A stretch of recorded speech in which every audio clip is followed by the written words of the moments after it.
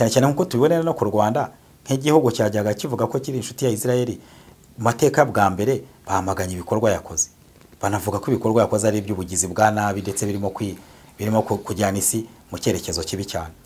In case genocide yazageraho ikemerwa kare nijabo iyo muri Gaza u Rwanda rugomba kuba rufite stati cyangwa position iri clear igaragara ko rwafashe stance yamagana biriya bintu. Kuko biragaragara ko muri iyo tangazo bavuze ko buri gihe bavuzeho bavuga antisemitism. Ubu ntabwo bari bushinja u Rwanda ko rukuru y'urwango ku Bayahudi. Ntabwo yakaba yavuga ngo wazarendo ibintu murimo gukora biraza gutuma M23 wiza aho ngaho. Ibyo ubona barutwa n'utariho kabisa. Kuba Loni yatumira M23 kicara mu nama yayo y'akanama gashinzwe uburenganzira bwa muntu by'ubwabyo bishyize M23 ku ruhe rwego. Twanibaza niba nta kindi kikihishe nyuma kuko ntabwo turumva bavuga ngo abatalibani bitabye muri UN. Ntabwo twese twumva Islamic State yitabyeyo cyangwa Al-Shabaab. Mu ivuriro Everlife nahivurije umwijima mpivuriza n'iby'amabanga y'abashakanye bankoraho riraka nabahanga pe. Nyuma yo kugira ikibazo cy'imisemburo mike bandangiye ivuriro Everlife ndarigana baramfasha icyo kibazo kirakemuka. Nyuma naje kujyana n'umubyeyi wanjye afite ikibazo cya hypertension ubu ngubu n'umuziba. Nashishikariza abantu bafite ibibazo by'imisemburo bigatuma batabyara bigatuma imihango yabo itaza neza nkuko bikwiye kuba mwagana ivuriro Everlife bakabafasha. Murakoze cyane. Ivuriro Everlife rikorera Nyabugogo imaze kuba ubukombe mu Rwanda no hanze yarwo mu kuvura indwara bakoresheje imiti y'ibimera kandi itunganyijwe neza mu buryo bw'ibinini, poudre cyangwa liquide. Hari abadogiteri batandukanye bagufasha kandi kiza nuko aho waba uherereye hose ku isi imiti yakugeraho cyane ko bakorana na DHL. Mu ndwara bavura twavugamo nk'iz'imyororokere zose, kurangiza vuba no kubura ubushake, indwara zifata abadamu zose, igwingira ry'igitsina, indwara nk'umwijima, diabete, amara, igifu, asima. Abifuza kuva ku biyobyabwenge nabo barabafasha. Ku bindi bisobanuro wahamagara cyangwa ukandikira muganga. Everlife, icyizere cy'ubuzima.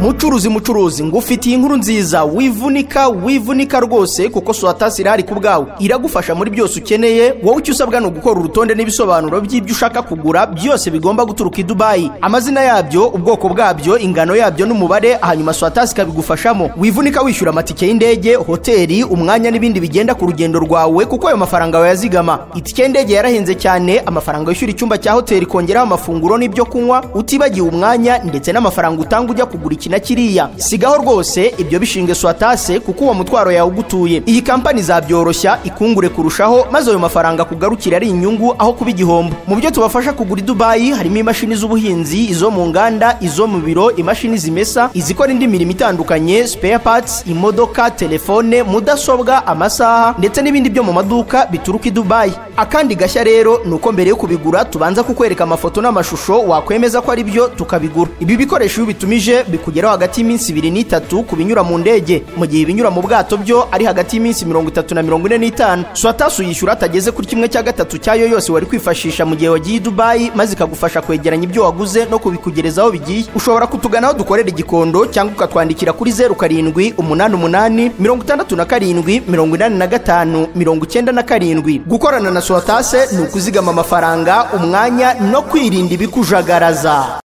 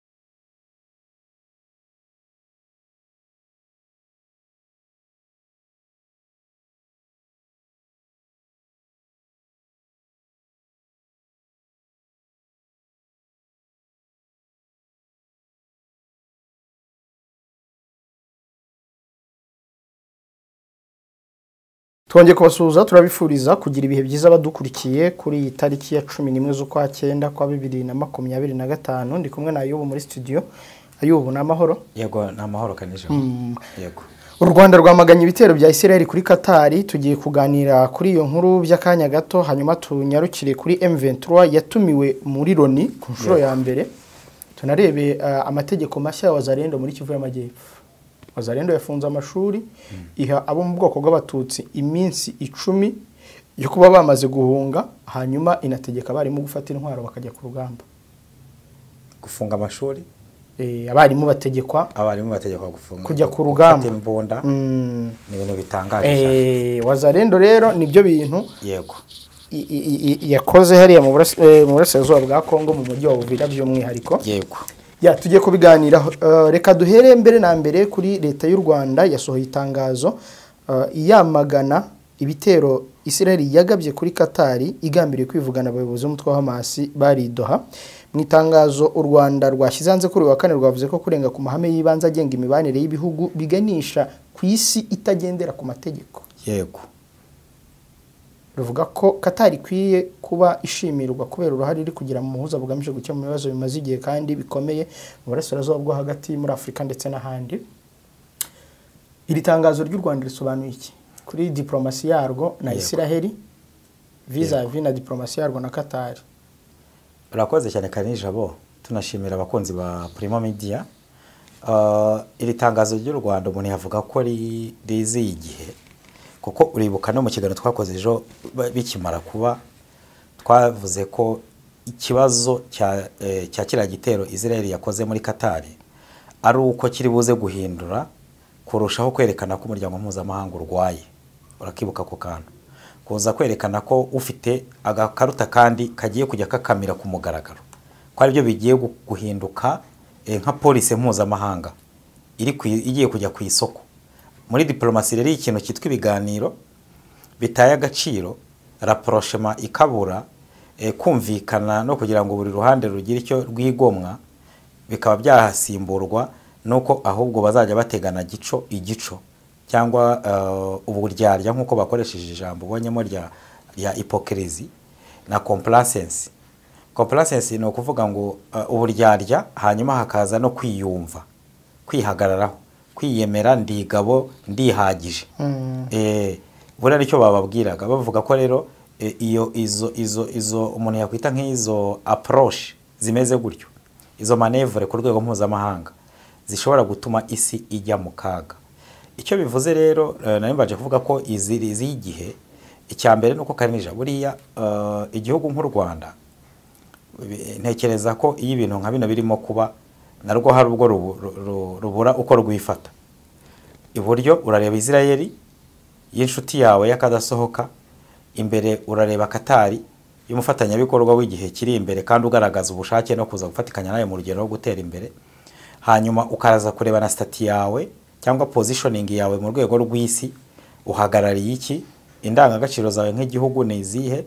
Dore kumvikana neza akahise kawe ni genocide yakorewe abatutsi 94, ariko uyu munsi turimo kureba genocide ikirimo kwitwa nka genocide kitaremezwa, ariko rwose benshi cyane amaze kwemeza ko ari genocide, ndetse n'ikigaragara nkaho kimwe muri faze zigize genocide kwimura abantu b'ubwoko runaka bavana ahantu bajyana ahandi, ubahora gusa ko ari ubwo bwoko. Ubwo turimo kuvuga muri Gaza, turi kumvikana. So u Rwanda rero birumvikana ko ruri mu cyera hagati y'izi relationship, kubaka ubushuti na Israel, byibuze ukaba bawote turi kumwe na Qatar y'Abarabu. Okay, ariko Israel none ikaza kurasa ya Qatar ikavogera ubusugire bwayo, ukaza gukomeza guceceka. U Rwanda rwaba rugeze hande bavuga ngo ikibazo sabakoze ibibi, ahubwo ikibazo nabacecetse. So u Rwanda rwahisemo kuvuga, ruhitamo kwamagana ibikorwa. Ikindi rero ni position nziza. Ndebuka hari ijambo Perezida Kagame yageze kuvugira muri ihuriro ry'Abayahudi, yaravuze ngo kuba inshuti na Israel ntago bivuze kuba umwanzi w'uwo ari we wese. Ubwo ni iryo jambo yavuze. Byari ukubwira ngo Israel itazumva ko u Rwanda ari inshuti yarwo rwayo sinzi ko babivuga. U Rwanda ntago ari inshuti ya Israel yarwo yayo. Okay, u Rwanda ntago ari inshuti yayo, yo ni isimbura Israel. Urakoze, ni ikinyazina gisimbura Israel. ntibivuze ko byanga bikunda u Rwanda ruzaba umwanzi w'umwanzi wa Israel. L'ennemi de ton ami n'est nécessairement pas ton ennemi. Sibyo? Ngira ngo ni Muzehe Mandela wabivuze. Abwira abazungu barimo kumufosinga kwanga Gaddafi. Arababwira ngo ntabwo umwanzi w'inshuti yawe ari itegeko kwaba umwanzi wawe. Icyo bintu rero bigomba kumvikana neza, ntekereza ko na Israel itabye. Icya kabiri akaba nabyiza ugize n'inshuti ukayibwira uti ibyo wakoze ntabwo tubyemeranya. Twemeranya ku bintu byose ariko iki cyane ngo tukyemeranya. Akanamenya ko n'ibindi azakora binyuranyije nawe n'amahame remezo yawe na identite yawe, nawe uzamubwira ngo ibi ngibi ntabwo tubyemeranya. Ntekereza rero ko ari cy'u Rwanda. Ikindi in case genocide yazageraho ikemerwa kare nijabo yo muri Gaza, u Rwanda rugomba kuba rufite stati cyangwa position iri clear igaragara ko rwafashe stance yamagana biriya bintu. Kuko biragaragara ko muri iyo tangazo bavuze ko n'intambara ziri mu burasirazuba bwo hagati zikwiye guhagarikwa, isi ikongera ikagira umutuzo. So rugomba ro kuzamura ijwi nkuko rwanamaganye Katari uko yatewe, rukwiye kongera tunarushimira ko rujya rugerageza gufasha abaturage bo muri Gaza, ariko natekereza ko mu minsi iri imbere dushobora no kubona rwongera rusohoye itangazo ryamagana n'ubwicanyi Israel irimo gukorera abanyagaza. Ntekereza bikavaye na mu guhagarika intambara ariko bikajya kuvuga neza kwatura kurwanya ubwicanyi. Yego. Cyane cyane abaturage bicwa bashyizwe mu kato, abicishwa starving inzara, abashaka gukorwaho bavukiye ubutaka bwabo bugakorerwaho ibindi ari ubutaka bwa gakondo yabo. Ntekereza ko buri Rwanda ko rusanzwe rubo rwa mbere ushaka kuba rugiye kubimbura n'ibihugu bya Afurika nabyo bigakurikiraho kugira ngo isi irushaho kugira gutuza. Hanyuma abantu bakurikirana politike n'ibyabaye ku Bayahudi, yego, buri gihe bavuzeho bavuga antisemitism. Ubu ntabwo wari bushinja u Rwanda ko rukuru y'urwango ku Bayahudi. Ntago bishoboka kuko Israel irimo kwamaganwa, turavuga cyane cyane muri kino gitero cya Katari. In fact Israel yakoze ikosa rikomeye riri strategique, nayo ntekereza ko ishobora kubirimo kwicuza kuko habayeho miscalculation, imibare mibi mikeya, kuviyora ubusugire bw'ikindi gihugu. Ibyo babango kuri Israel Etat Juif ni bisanzwe, ariko noneho ukaviyora ubusugire bwa Katari ifite stati mu rwego mpuzamahanga imeze nk'Ubusuwisi. Buriya ni Ubusuwisi bwo mu Barabu, kuko ni igihugu cy'amasezerano y'amahoro. Noneho irangije aho yakoreye amahano, itera abantu bari mu cyicaro baje mu kugirana imishyikirano yo kugira ngo bahagarikaga intambara. Telekumvikana neza. So Israel rero kuba yakoze biriya abantu bose bayamaganye. Na Trump nubwo bavuga ko yarabiza ariko ubwo twabigarukaho, ariko u Rwanda narwo ntabwo ruje ari rwo rwonyine ruje kwidistenga n'ibindi bihugu ko ibyinshi barana muri diplomasi yabizwe opinion international kirimo gutekereza ku bikorwa byakozwe nubwo benshi batavuze babacecetse, sibyo? So Israel rero ntago iri muri position ngubu yo kuba yavuga ngo wowe wamaganye kiriya gitero, kuko ni n'ubwa mbere Abarabu bose nta exception abo muri kariya gace by'umwihariko wabonye bahise bamagana Israel kandi bakavuga ko bagiye kuyifatira n'umwanzuro. Hari inama y'umuryango w'ubumwe bw'ibihugu by'Abarabu n'iby'Abayisilamu izaterana mu minsi mikeya cyane, bavuze ko bari buze gufata umwanzuro uhuriweho. Akaba hashidikanywa cyangwa hakekwa ko icyambere bashobora guca umubano wa diplomasi na Israel, icya kabiri bakaba bava muri wa mugambi abari baramaze kuwusinya wa Abraham Accord. Iriya rero peace agreement ya Accord ya Abraham, niba Israel iyimisinze rero nabango yakoze icyo yakwita nk'amahano, ikaza kongera gushyirwa mu kato nk'ako yari irimo nyuma ya ntambara y'iminsi 6 muri 1967, no kuvuga ngo Israel iraza gusanga yongeye yabaye isolated, yashyizwe mu kato. Hanyuma ubwo cya kindi yashakaga n'ubundi cyo kuza kwimura abanyapalestina nacyo gishobora kuza gupfuba. Niho mubwira ngo gutera Katari yakoze ikosa riri strategique. Ariko nanone rero kuri rwa rwego rwa conspiracy ntaho nabibonye mu gutekereza kuri kino kintu kandi ijabo kikimbaza. Ndatekereza ko gutera Katari n'ubundi bishobora kuba birimo ubugambanyi style bwa bindi twise hypocrisy mpuzamahanga, ndetse kandi ijabo turimo gutera imetero. Ushaka no gusanga na Katari yari ibizi ahubwo ari kugira ngo Abarabu bose babe bize. Okay, turikumvikana. Ahubwo Israel irangize icyo bise evacuation plan yo muri Gaza. No kuvuga ngo iki Israel ikaba yaramaze kubona n'ubundi ko yabaye twakwita irimo kwerekeza kuba ruvumwa. Okay, turi kumvikana neza, ikavuga iti nidutera muri Qatar biraza kuzana condemnation, kwamaganwa abarabu bose bahugire kuri icyo kintu. Urabona ko no muri Yemen irimo kurasayo, yarashe na Tunisia, kumvikana byose barimo ko ari diversion y'ibya Qatar, ariko still birashoboka ko ari kugira ngo abantu bahugire kuri biriya bazasange Gaza yararangiye. Turi kumvikana bahugire kuri ziri operation yakoze, ariko icyo yari igamije cyanya cyari ukurangiza umugambi wayo wa Gaza. Hanyuma ubundi Qatar yicumbikira abayobozi ba Hamas nkande, reka twaye kuvuga kuri Israel tujye ku ruhande icumbikira bashakamo iki. Hamas no mutwe wa resistance buriya uko umuntu ababona ibintu ntago ariko ndababibona cyane muri politike. No mutwe wa resistance iyo ukabuvuga ngo duhereye kuva leta ya Israel yafata ubutaka bw'abanyapalestina guhera yabaho muri za 47 gukomeza, bo harimo ibice bibiri mu banyapalestine ubwabo. Hari abavuga ngo bazagira resistance pacifique, no kuba bazagerageza kwirwanaho bakoresheje inzira z'amahoro, kwamagana, kwigaragambya, yewe n'ibinananirana bakoresha n'amabuye intifada. Turi kumvikana, ariko muri izo intifada gutera amabuye ibifaru n'iki nibyo byavuyemo n'abavuga bati reka dufate imbunda. Turi kumvikana neza. So rero Hamas yo ariko n'abanyapalestine baharanira ko Palestina idakomeza gufatwa ku ngufu n'ubutaka bwayo no kwicwa kw'abaturage bayo bakoresheje intwaro. Mu Barabu rero harabivuga babibona ko ni movement ishobora gukora amakosa yego, cyane cyane nk'ibya violence, kuba bayoboka inzira ya terrorisme yo kwiturikiriza ibisasu n'ibindi nk'ibyo ngibyo bijye bigaragara, ariko mu by'ukuri bakavuga ati ariko uko byagenda kose icyo baharanira no ukuri, inzira banyuramo nicyo kibazo. Na Qatar rero iri muri ibyo bihugu bifite politike yumva ko bari abaturage bagomba kurengerwa, kandi hakabaho leta ebyiri zituranye buri yose ifite ubwisanzure yemewe n'amategeko mpuzamahanga, ndetse bimwe byitwa two state solution. Yari yaraproposed cyane cyane n'abademokrate barimo Bill Clinton muri za Camp David. Ubwo rero ni icyo ngicyo Qatar iharanira, ivuga ngo nibaturane, nubwo baba bafite amakosa runaka ariko bakwiye nabo kumvirizwa, guhabwa umwanya bagasobanura ibyabo. Kuba rero babacumbikira bafite amateka maremare. Buriya Qatar igira umurongo wo hagati mu Barabu biriya twatwita nko kuba modere. Turi kumvikana neza. Iyo usanga inacumbikira abitwa ba Muslim Brotherhood. Ba Muslim Brotherhood bari abahoze bayobora mu Misiri mu minsi yashize, ba Morsi, buriya na Turukiya nibo, buriya na Erdogan niwe, ndetse ko agenda hindagurika kajya muri za NATO n'ibindi. Ariko no muri UAE, muri leta zunze ubumwe z'Abarabu, nabo buriya usanga harimo n'abamashyaka afite utuntu twa principe bagenda batandukaniraho n'abandi.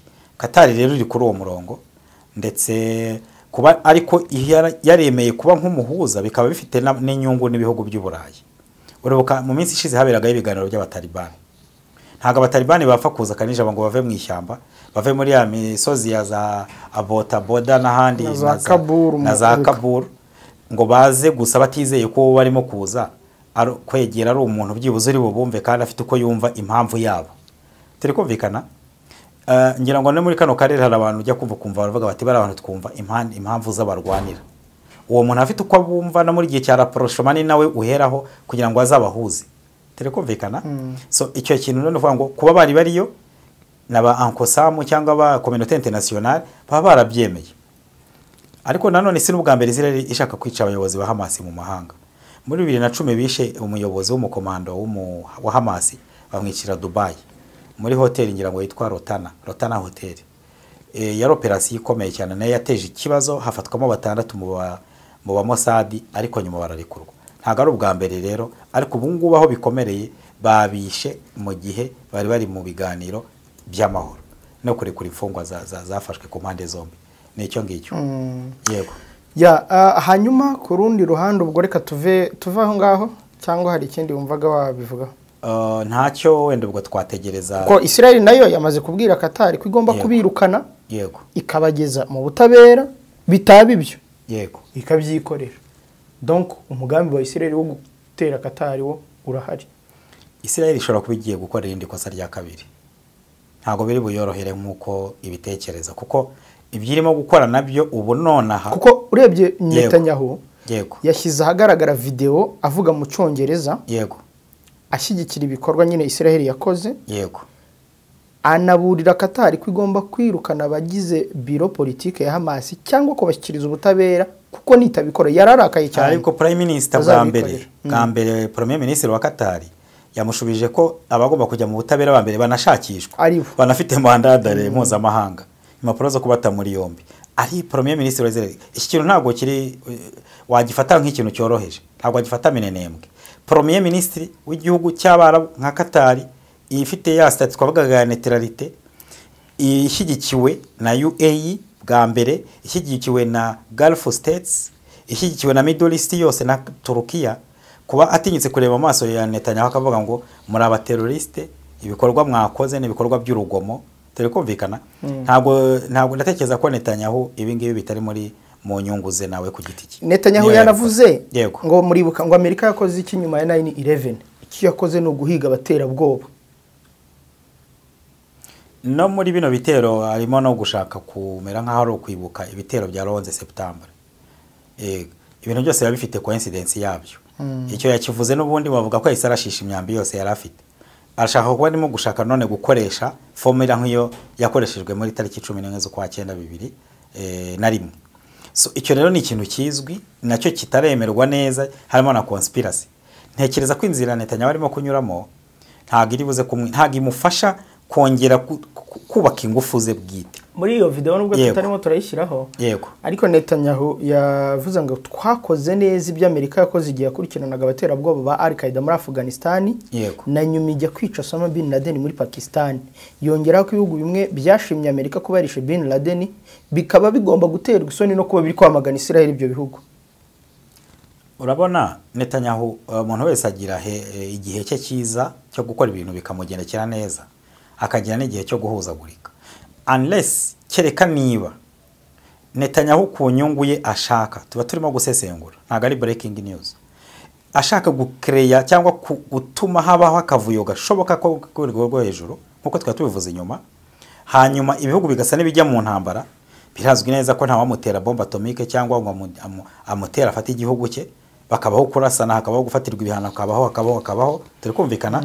Ariko wakaza inyungu ye no kuvuga ngo ageze isi inyuma hashoboka, naho natwe tugendane n'aba bandi bajya bavuga ngo habeho intambara ya gatatu y'isi, ariko we mu rwego rujijeho politike yunguke kuza kwiyanexaho cyangwa gufata ubutaka bagambiriye kuzafata muri ya Greater Israel barota.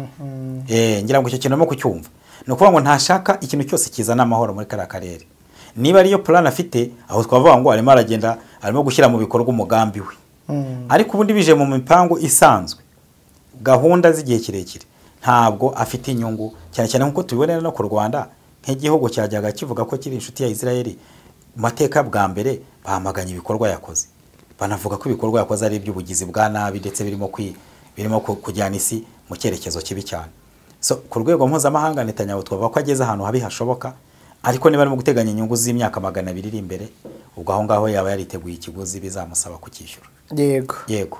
Hanyuma ngira ngo ibingibi twakunze kubivuga ko nta mategeko abaho imbaraga ku isi, uvuga ngo uturitsa ibindi ngo ibahirizwa ry'amategeko nyine bigakomeza kubwirwa Afurika. Navuga ngo byarakekwaga abantu bagishakisha ko bihari n'ibyo sibyo kuko urumva na aho bitereye ubwo bungu bimaze kujya kumugaragara.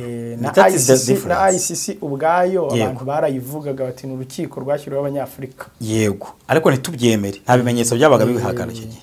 Ariko bigiteye ubwoba ntekereza ko n'igihugu cyacu cyabuze kiti noneho twandike twamagana ibi. Nuko urabishaka kuba police. Iki kintu kitekereze neza kanijaho. Uzi ko twajyaga tunajya impaka, tugatera abantu bayobora abandi ibintu nk'ibyo ngibi, ariko turavuga ngo icyo gihe byari bikirimo kuvuga ngo rule of law, ariko noneho bimeze nk'aho isi yeruye. None se hano muri Kongo reka tujye tunajyayo. Yego, Wazalendo batanze iminsi 10 yo kuba ngo abatutsi bari muri Uvira bamaze kuhava.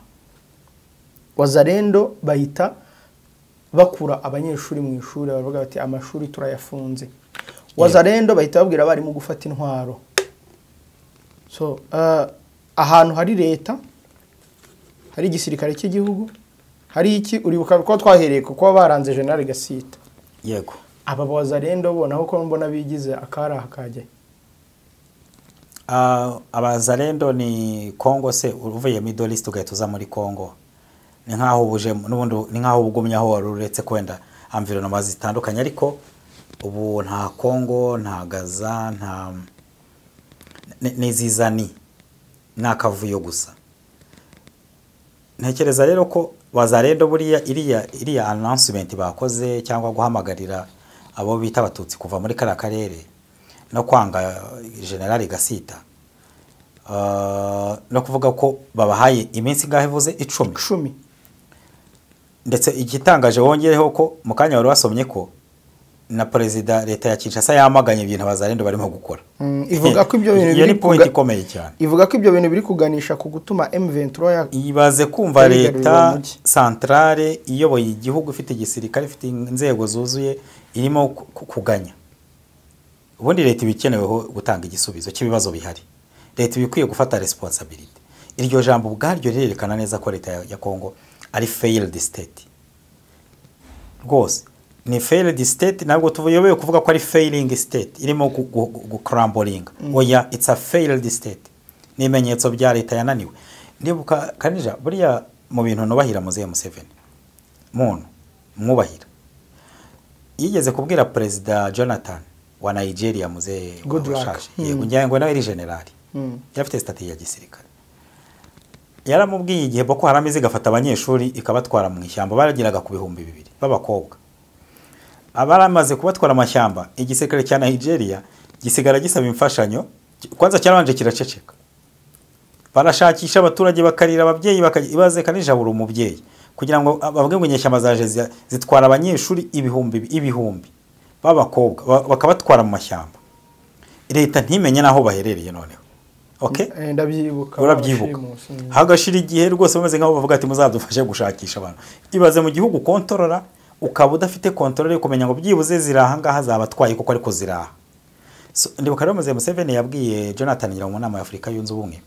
Yaramubwiye ngo Jonathan nta ranka rya gisirikare. Nta yari afite burya. Okay. Zoologist professional. Right. Thank you. Yaramubwiye ngo ngewe ndamutse meze ndi muri situation nk'iyi ngiyi nta muborozi. Iki kintu naragikurikiraga direct nkuko live nkuko zidukunda gukurikirana. Cyampozeho numva ko un vrai président utekereza ko umuntu yaje agatwara abana be 200 b'igihugu cye you either washaka kurizayininga ukagera utaza aho baherereye amezi 6 agashira umwaka uziko barekuraga abana batwite bakazabarekura abandi ibintu nk'ibyo ngibyo ariko uravuga un président qui n'est pas africain kuko aba president ba Afrika bo nanjye bivuze un vrai président komeza naringana ntabwo tuvuga ngo hari imvugo yo kuzimiza abantu ntabwo tuvuga ngo maronetete y'abanyafrika aba perezida ba Afrika ngo turavuga rere incompetence turavuga ko bari incompeta byose ko bivugiye hamwe ariko un vrai président uvuga ngo qui digne de ce nom mu gifaransa yego ubukwiriye iryo zina sibyo nyawe ntabwo yakabaye avuga ngo wazarendo ibintu murimo gukora biraza gutuma M23 ruwiza aho ngaho uwo nawe barutwa n'utariho kabisa kandi M23 yitaga umutwe witera nayo arayita umutwe witera bwoba no ngo risk kwanza y'abazarendo yakabaye in the first place yakabaye leta ya Kinshasa irimo gutuza kwirukana abazarendo muri kara gace igakontorora kuko leta ikishinzwe no kugira rule ya rule of law sibyo kuzana amategeko ituze mu gihugu mu gace runaka so kwerekana ngo bazarendo muri mu raduteza ibibazo ubwabi iyo jambo ni ijambo ribi riteye n'isoni litakabaye rivugwa na leta iri responsable. Icya kabiri rero nanjye ndemeranya nabo kuba bazarendo barimo gukora biriya bintu ahubwo nta nubwo nabo biri mu nyungu yabo. It's a welcoming note. Ucyumve neza nuvuga ngo no kuri titire ushaka kuzashyira ko bazarendo rero guhamagarira M23 turakuza kwafata M23 ubu nukuvuga ngo ibyibanze tutago turagiye kumugeranya no guhangana mu gisirikare sibyo ariko impamvu za nyazo zifatika umweru kumukara noir sur blanc zamaze kuzura wavango ni 100% zo ko M23 igomba kujya Uvira yego impamvu zose zikenewe yaba ari kuri opinion nationale cyangwa internationale yaba ari kuri tere yaba ari ku mpamvu zumvikana na leta ya Kinshasa na ko yamaze kwitegura kwakira M23 wa Uvira niko mbibona rwose yego so wazarendo ko barimo gukora ni ibimenyetso nyine bya genocide urumva gutanga iminsi 10 ni ikigerage, ni ikintu gikomeye cyane, ni menace ku baturage. Wenda umuntu yanavuga n'abazumva runo rurimi n'ubundi kuko twabivuze n'ubushize bakahava bagahunga ko ntabwo bari abantu bisha abantu, bica abantu ku mugaragaro. Harabona abonye batemye ejo bundi umupolisi bamushinja ko ari umunyamurenge n'ibindi nk'ibyo ngibyo. So umuntu yavuga ngo M23 ibyanga bikunda igomba kuba yajya Uvira. Yego nkoresheje igomba no kuvuga ngo ntabwo tubizi neza, ntabwo tuyigenera ibyo ikwiye gukora. Yego hanyuma se reka tugarukane none gato ku nshuro ya mbere M23 yatumiwe muri Loni. Yego kuwa kabiri w'iki cyumweru tariki ya 9 ihuriro AFC M23 ryitabiriye inama ya 60 y'akanama k'umuryango w'abibumbye gashinzwe uburenganzira bwa muntu. Biba ku nshuro ya mbere uyu mutwe usanzwe warafatiwe ibihano n'uyu muryango w'abibumbye witabiriye igikorwa cyawo. Inama yabereye Geneve mu Busuwisi, intumwa za M23 zari ziyobowe na Maître. Waruvuze ko yitabiriye cyangwa yarahamagawe? Yitabiriye. Ariko ibyo byose ntiyakitabira itahawe ubutumire. Okay. Yari hagarariwe na Maître Jean Paul Shyaka, umujyanama mu biro by'ubuhuza bikorwa bw'uriya mutwe. Bimwe mu byo nabonye baganiriyeho nibijyanye na raporo za Loni zishinja M23 ubwicanyi uriya muryango uvuga ko bwakorewe abahinzi b'abahutu barenga 300 muri territoire ya Rucuru mu kwa 7 uyu mwaka. Nyine yagize ibyo avuga, gira ibyo avuga, ariko twicyo dushaka kuvugaho kuba Loni yatumira M23 ikicara mu nama yayo y'akanama gashinzwe uburenganzira bwa muntu, byo ubwabyo bishyize M23 ku ruhe rwego. Urakoze cyane. Bira UN byabyo byose nubwo ari urwego nyine uko turutunze ariko rumeze, ariko ruracyahari nta rundi rurarusimbura. Icya kabiri M23 urabizi ko yari ifite stati mu rwego rwa Kongo, bari barayambitse umwambaro w'abateroriste ibyihebe, ariko muri Kongo twajyaga tunavuga hano ko terminology ya Kisekedi ntabwo yarengaga imipaka ye, ariko byanga bikunda ntabwo byari gusiga ubusa. Rero kuba M23 icya gatatu ariko tuzi neza condemnation cyangwa kwamaganwa kenshi yagiye igira bikozwe na ziriya nzego z'uburenganzira bw'ikiremwamuntu zikorera muri UN karakanama. Hanyuma ndikitwa impuguke, tunasobanurira abantu ko urwego rwa ONU rushyiraho komisiyo y'uburenganzira bw'ikiremwamuntu. Ubu ngubu ngira ngo igizwe n'ibihugu 47 cyangwa ibyicaro 47. Izo ngizo n'icyo cyicaro cya komisiyo y'uburenganzira bw'ikiremwamuntu muri UN niyo ya pointinga group of experts, ishyiraho noneho impuguke ziga ku kibazo runaka kiri specific cy'umwihariko. Okay, bakaba bavuga bati na none urugero muri Somalia hari ibikorwa byabayeyo twumva ko birimo rape n'ibindi n'urugero, bakashaka abantu 10 impuguke zaho hantu zizaho ngaho kurushaho, zifite track record experience ubona naribonye, baza ku gace, hanyuma bafite n'ubushobozi mu bigendanye n'imyigire n'ibindi nk'ibyo ngibyo, bakaba pointing. Nibo mujya mwumva ngo ni akanama k'impuguke ariko gafite appointment yaki ya rwa rwego. Turi kumvikana neza. So nibo rero bazaga muri M23 eri aho bakontorora bagakora za raporo zimwe twajyaga tuvuga zo ko M23 itageze ishyira ingufu nyinshi cyane mu kubivuguruza, ariko minsi yashize abonye ko babikoze. Kuba rero M23 yitabye uyu munsi nkuko wari bibajije bwana Kanijabo, ntabwo ni ikintu cyiza cyane. Kwanza ni ikintu cyiza, twanibaza niba nta kindi kikihishe inyuma, kuko ntabwo turumva bavuga ngo abatalibani bitabye muri UN. Ntabwo twiye twumva Islamic State yitabyeyo cyangwa Al-Shabaab, kandi ntabwo tuhakana ko Al-Shabaab itavugana n'abantu, buriya baravugana, sibyo? Ntabwo wakontorora hano ari hose kuri iyi si hangana na territoire wenda tuvuge zikubye u Rwanda gatatu utavugana n'abantu bari ku isi cyane cyane muri iri koranabuhanga ririho na za Islamic State zifite channels zikora. Twabonye umuperezida wahoze ari muri Islamic State ayoboye Syria. Turi kumvikana zari kayi. Ariko tunibutsa abantu ko yego Repubulika Demokarasi ya Kongo yego ni kimwe mu bihugu waruvuze 47 bigize aka kanama M23 yitabye. Very good. So kuba rero urakoze n'umubare niwo ni 42. Good. Ibyo bihugu rero kuba M23 yagiye ikicara imbere yabo, ariko nanone harakantu ntari bwemeranye na Kari Nijabo cyangwa wanditse iyo nkuru, ntabwo kinyamakuru nyizi, dushobora kuba atari gutumirwa gusa, ko bagiye kwisobanura akenshi bakabakoresha summoning, guhamagarwa. Uriya abanyamakuru bagiye bagira amarangamutima. Yitabye, ariko yitabye ajya kubazwa abantu 300. Urumva bitandukanye.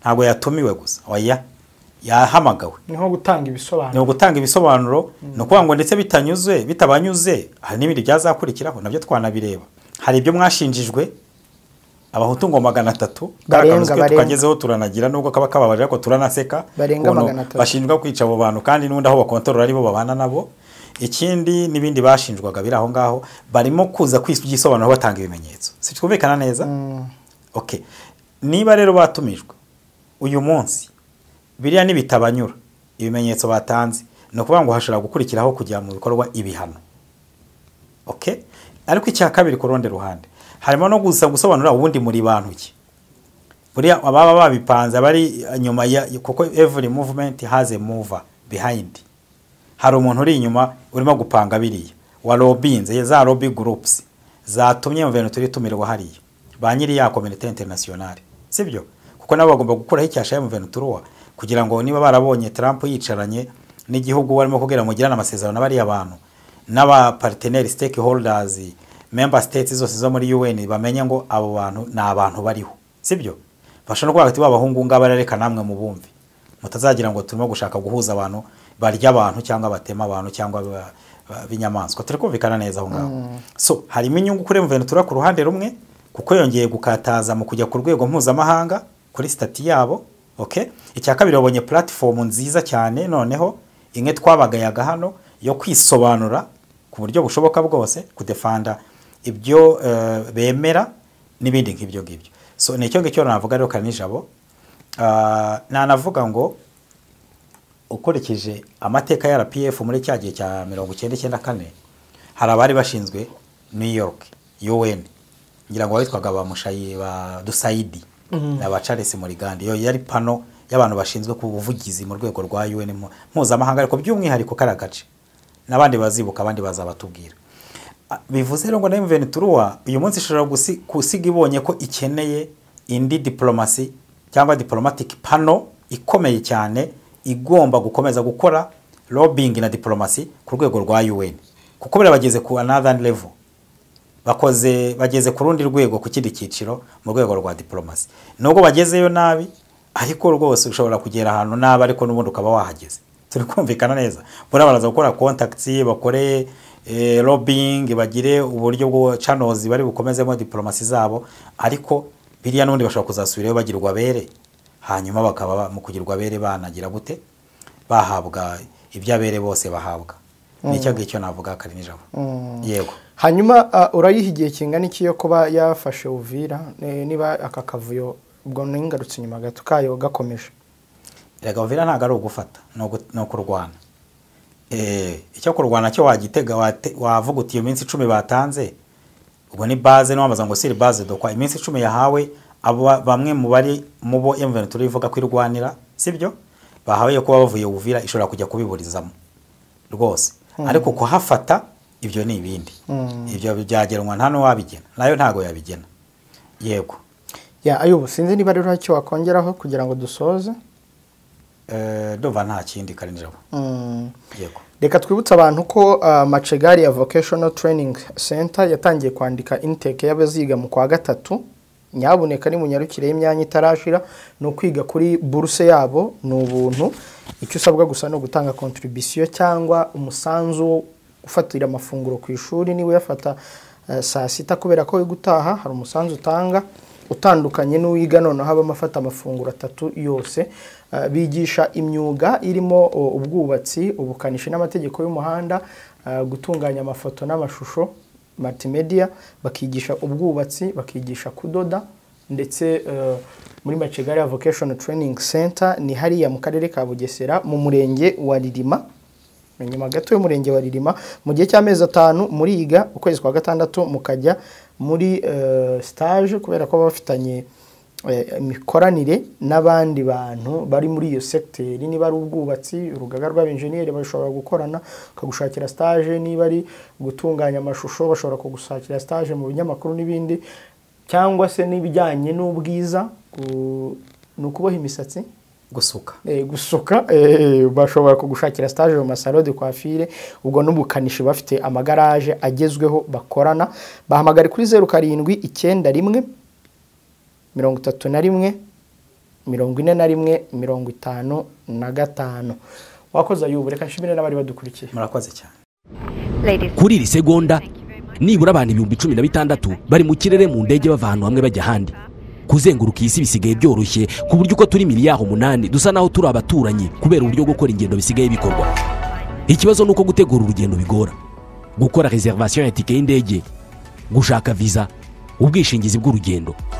Amahirwe twagize nuko hari abantu bazobereye muri ibi bintu kandi biyemeje kudufasha. Abantu nka Ireme Travel Agents Limited, kompanyi nyarwanda iri mu zambere muri service zo gutegura ingendo, ubukerarugendo no kwakira abantu. Kompanyi yemewe n'ihuriro mpuzamahanga ry'ubwikorezi bwo mu ndege IATA. Niba wifuza kujya mu mahanga ku mpamvu izo arizo zose, icyo bigusaba ni ugutekereza urugendo rwawe gusa, ubundi ukegera Ireme Travel Agency bakagukorera reservation ya tike y'indege, bakagufasha gushaka visa, bakagukorera reservation ya hoteli, bakagukurikiranira ibya assurance y'urugendo. Iyo uturutse mu mahanga cyangwa se ujyayo, bagufata ku kibuga cy'indege ku giciro cya 50% cy'abandi babikorera. Ku bantu bari kure kandi bashobora kwishyura hakoreshejwe ikoranabuhanga online payment. Tuguha link ubundi ukishyura.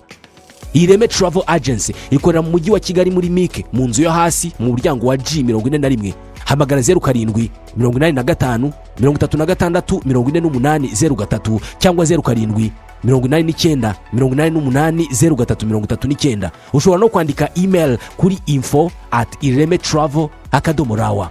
Wanasura urubuga rwa internet wa eshatu @iremetravel.rawa.